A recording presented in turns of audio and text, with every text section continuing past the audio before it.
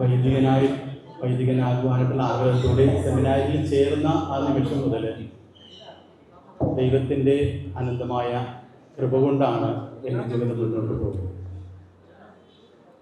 പലപ്പോഴും ആ ഒരു ജീവിതത്തിൽ സംശയങ്ങളും പ്രതിബന്ധങ്ങളും എല്ലാം ഉണ്ടായപ്പോൾ ദൈവം എങ്ങനെയോ എന്നെ ആ വഴിയിലേക്ക് തന്നെ ഏതെങ്കിലും രീതിയിൽ തിരിച്ച് ആ വഴിയിലേക്ക് എത്തിക്കുമായിരുന്നു. മനുഷ്യൻ ചിന്തിക്കുന്ന പോലെയല്ല ദൈവം ചിന്തിക്കുന്നത് എന്ന് ബോധ്യപ്പെടുമാറ് പല രീതിയിലുള്ള അനുഭവങ്ങൾ വ്യക്തിപരമായിട്ട് എനിക്കുണ്ടായിട്ടുണ്ട്. ആ ഒരു ബോധ്യത്തിൽ നിന്നുകൊണ്ടാണ് ഞാൻ വൈദികനായപ്പോൾ എൻ്റെ ഒരു മോട്ടോയായിട്ട് ഞാൻ എടുത്തത്, ഞാൻ എന്തെങ്കിലും ആയിട്ടുണ്ടെങ്കിൽ അത് ദൈവത്തിൻ്റെ കൃപ കൊണ്ട് മാത്രമാണെന്നത്. ആ രീതിയിൽ തന്നെയായിരുന്നു പിന്നീടുള്ള എൻ്റെ ജീവിതം മുന്നോട്ട് പോയത്. നിശ്ചയിച്ചതിൽ നിന്ന് ഈ ഒരു കോൾ ഉണ്ടായപ്പോൾ, ഈ ഒരു അറിയിപ്പ് എന്നെ അറിയിച്ചപ്പോഴും എൻ്റെ മനസ്സിൽ ഒത്തിരിയേറെ ചോദ്യങ്ങളായിരുന്നു. ഞാൻ അതിനർഹനാണോ? പരിമിതികളും കുറവുകളുള്ള മനുഷ്യൻ തന്നെയാണ് ഞാൻ, മറ്റുള്ളവരെയൊക്കെ പോലെ തന്നെ.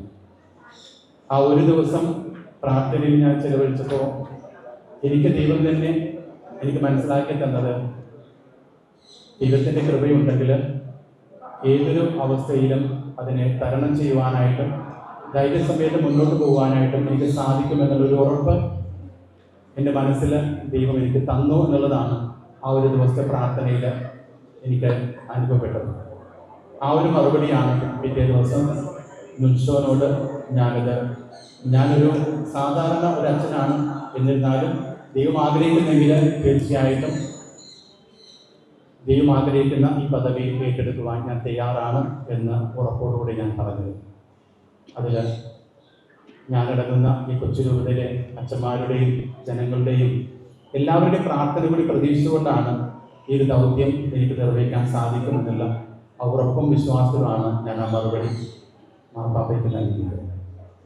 നിങ്ങളോടും എനിക്ക് പറയുവാനായിട്ടുള്ളത് മാത്രം, നിങ്ങളെപ്പോലുള്ളൊരു മനുഷ്യൻ തന്നെയാണ് ഞാൻ.